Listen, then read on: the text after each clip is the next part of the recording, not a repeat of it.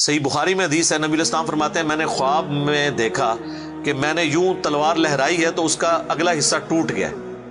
تو میں نے اس کی تعبیر کی ہے کہ احد میں ہمیں تکلیف پہنچے گی، اور پھر میں نے دوبارہ تلوار لہرائی تو وہ اپنی اصلی حالت میں واپس آ گئی، تو اس کی تعبیر میں نے کی ہے کہ اس تکلیف کے بعد پھر اللہ تعالیٰ ہمیں راحت دے دے گا۔ ظاہر ہے کہ پھر الٹیمیٹلی شکست جو ہے وہ فتح شکست میں بدلی، اور پھر شکست سے دوبارہ سے سروائیول تو کم از کم ہوگی، اگرچہ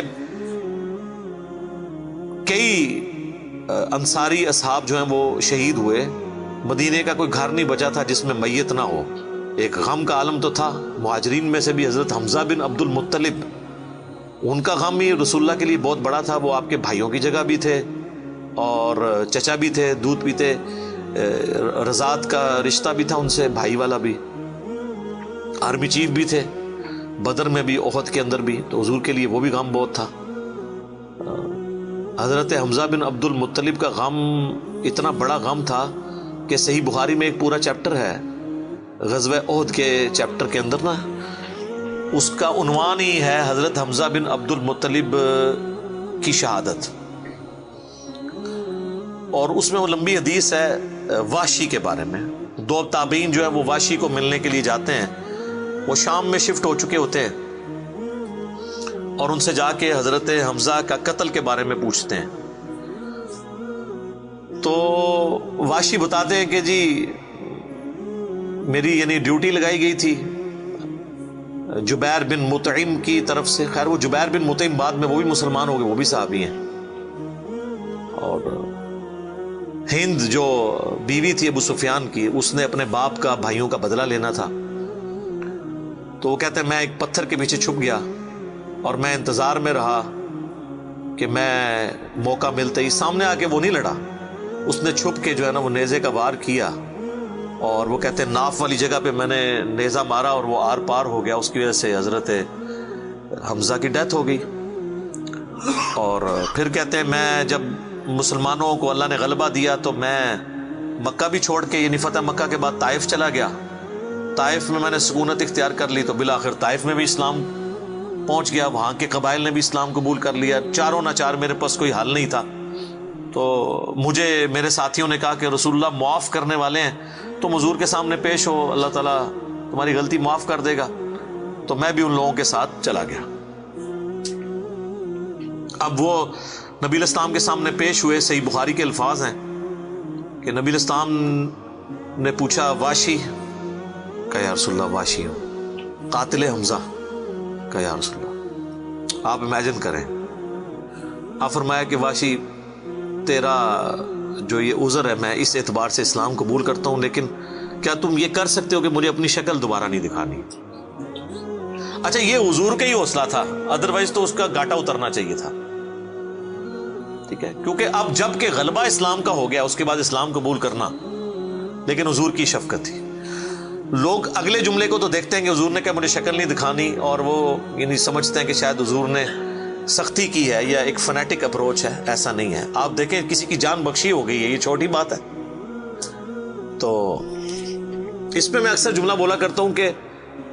چچا سے زیادہ انسان کو اپنی اولاد سے محبت ہوتی ہے۔ قاتلین حسین جو ہیں، قاتلین حسن ہیں، ان کے ساتھ قیامت کے دن رسول اللہ کا کیا ایٹیچیوڈ ہوگا ایز کمپیئر ٹو قاتلین حمزہ ابن عبد المطلب۔ کوئی شخص دنیا میں کہہ سکتا ہے کہ جی مجھے اپنے چچا سے اپنی اولاد سے بھی بڑھ کے محبت ہے،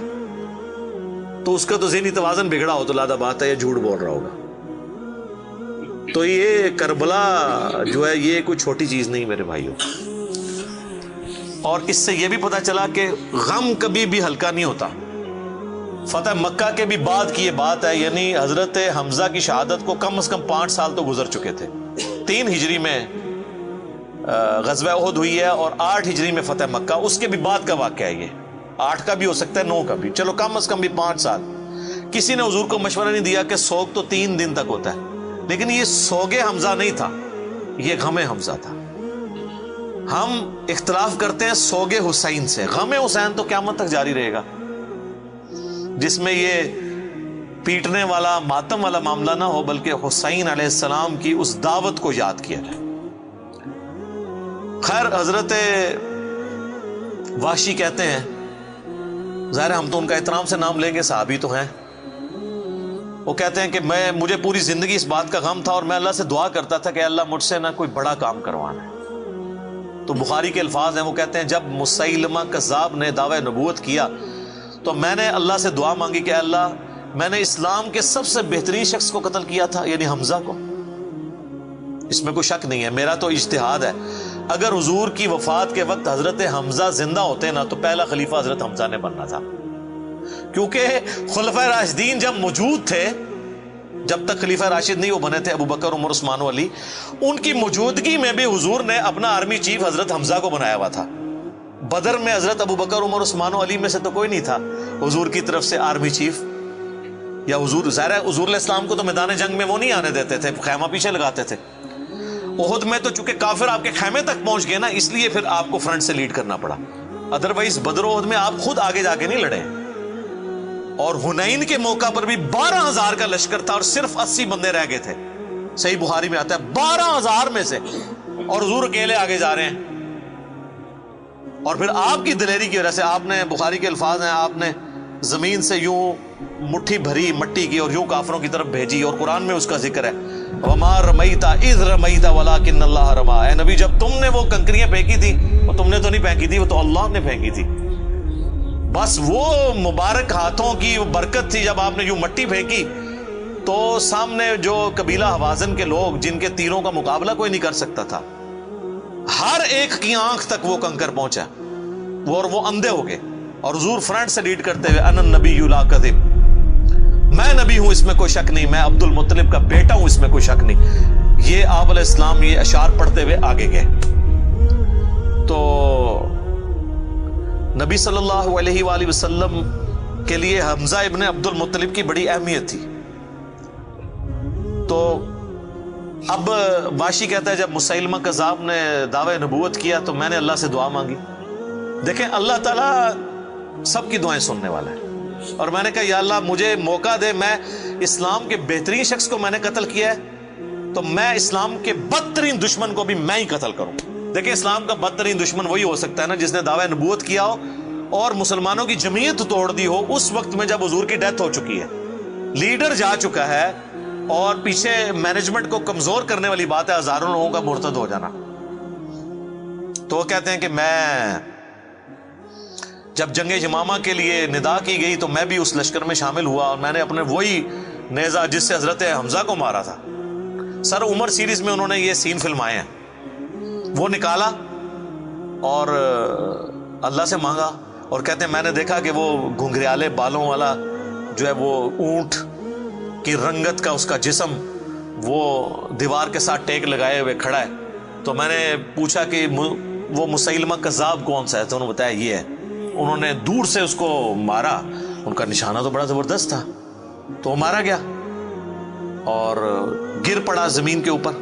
اس نیزے کے وار سے۔ پھر ایک انصاری صحابی نے آگے بڑھ کے اس کی گردن کاٹ دی۔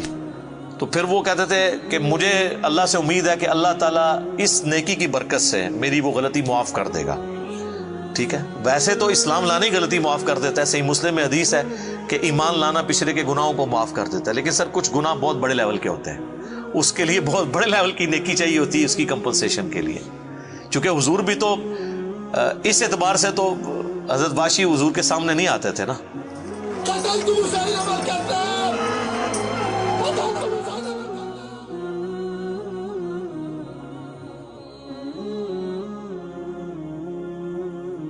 اور یہ کتنی بڑی ان کے لیے تکلیف دہ چیز تھی کہ جس نبی کا کلمہ پڑھا ہے وہ کہہ رہے ہیں مجھے شکل نہیں دکھانی۔ آپ اس تکلیف کو سوچ سکتے ہیں۔ ہاں اب میں یہ سمجھتا ہوں، اللہ سے امید کرتا ہوں کہ قیامت والے دن حضرت واشی حضور کے سامنے